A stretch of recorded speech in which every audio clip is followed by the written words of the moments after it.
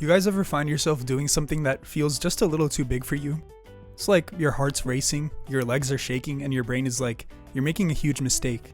Well, that was me my second or third time climbing, standing at the base of this giant rock wall out in the middle of nowhere.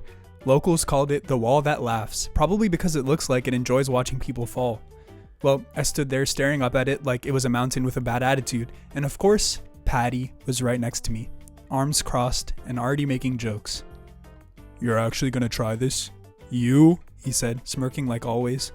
"I've seen squirrels with better upper body strength than you." Well, that's Patty for you. Professional doubter.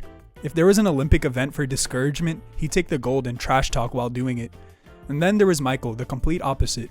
Calm, steady, the kind of person who doesn't need to say a lot just to make you feel like maybe you can do something impossible. He looked at the wall and then said, "Don't worry about the top, just focus on the next step." So I did.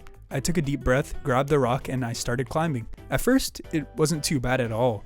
I was moving 1 inch by inch and getting a little higher, trying not to think about how far I'd fall if I messed up. But then, I got stuck.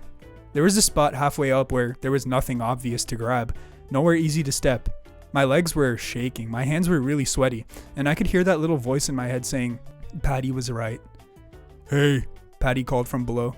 "Now's a good time to come down before it gets embarrassing." For a second, I almost did. I really considered it. But then I heard Michael. "Look to your left, you've got this." I looked, and there it was, a small ledge that I didn't notice before, just enough for me to grab. I reached out, pulled myself towards it, and somehow I was up and moving again. Soon enough, I was getting higher than a frat boy in the lecture hall bathroom. Bit by bit, I climbed higher, and I stopped thinking about falling or failing or Patty's dumb commentary. I just focused on the next step, and then suddenly, I was at the top. I stood there, out of breath, arms shaking, but smiling like a kid who just proved one of the grown-ups wrong. And from the top, I excitedly screamed, "Alright, Patty, you wanted me to get to the top? Well, here you go. I'm giving you top. As a matter of fact, I already gave you top. Here I am." When I came back down, Patty squinted at me like he couldn't believe it.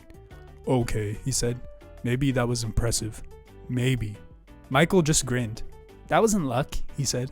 "That was you not giving up." And that's when it hit me. The hard part wasn't the rock. The hard part was not listening to the voices, inside and outside, telling me I couldn't do it. The real climb wasn't just upward, it was also inward. And every step I took was me saying no to doubt and yes to myself. Some people will always try to hold you back because they're afraid how far you might go, but all it takes is one person who believes in you, and one moment where you believe in yourself to prove them wrong. And yeah, a little courage never hurts either. That's all for this week. See ya.